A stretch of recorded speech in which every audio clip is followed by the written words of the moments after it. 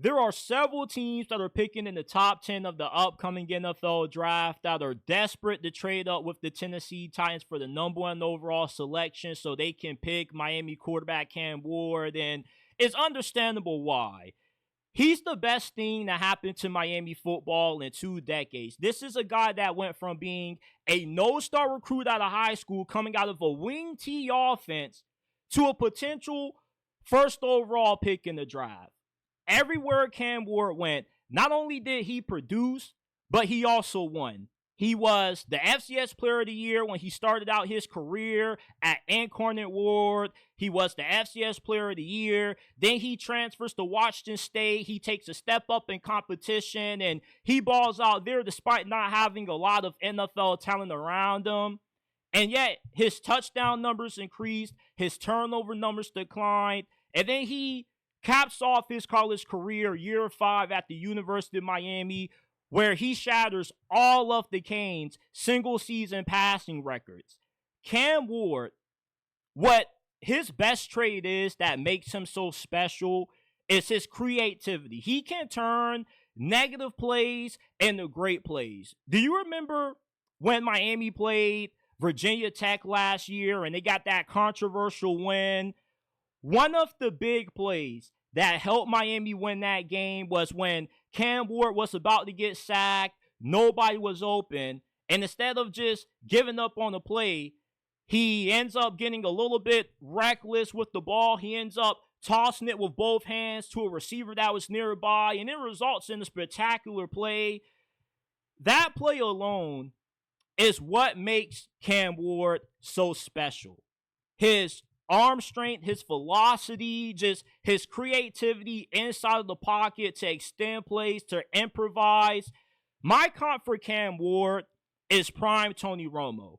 Both of these guys weren't incredibly athletic or fast, but they had enough athleticism where they could improvise, extend plays, run around. They had a gunslinger mentality. They both were pretty reckless with the ball. Tony Romo, his recklessness costed the Cowboys a couple of big-time games throughout his career. And for Cam Ward, his recklessness at the end of that Georgia Tech game cost Miami. But overall, with their gunslinger mentality and their playing style, with how they were somewhat like magicians, with how they could just wiggle out the sacks and make guys miss, I really feel like Cam Ward is really similar to Tony Romo in terms of their playing style, their arm strength.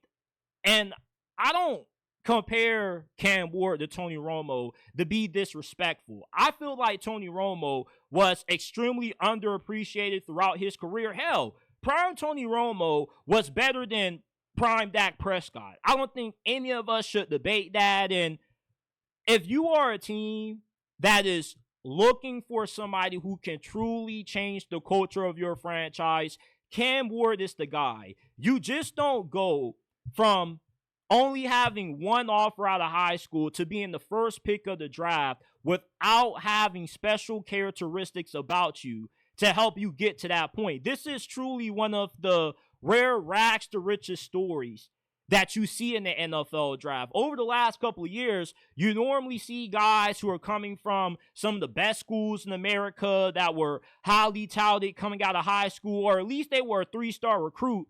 You don't often see a guy have the kind of come up in college that Cam Ward has. Another reason to be incredibly optimistic about how Cam Ward's going to translate at the next level is that he was a 5-year starter. He has tons of games under his belt. He has a lot of experience. We saw guys like Bo Nix, Michael Penix, Jaden Daniels last year hit the ground running their first season in the league due to how much time they spent playing college football.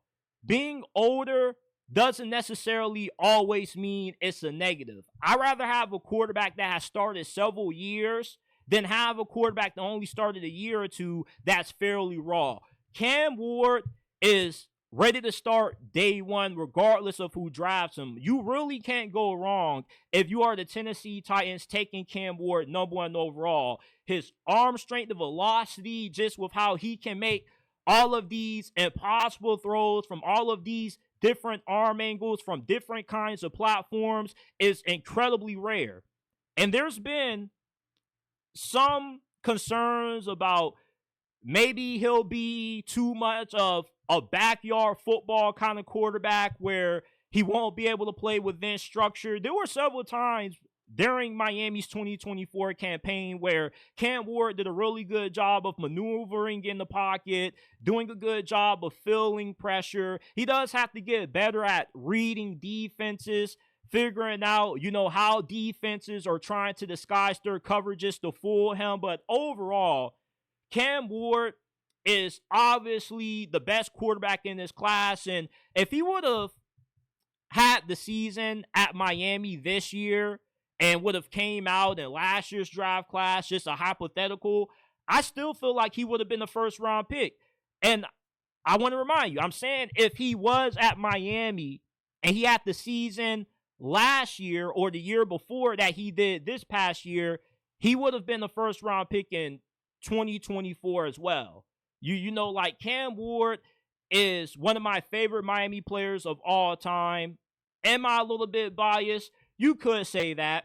But Cam Ward truly made last season special for me as a Miami fan. That was one of my best years ever as a fan of this program. They haven't really given me a lot to be optimistic about, but Cam Ward did. In only 1 year, he shattered all of Miami's single season passing records. That shows you how good this guy is. Everywhere he's been, he's only gotten better.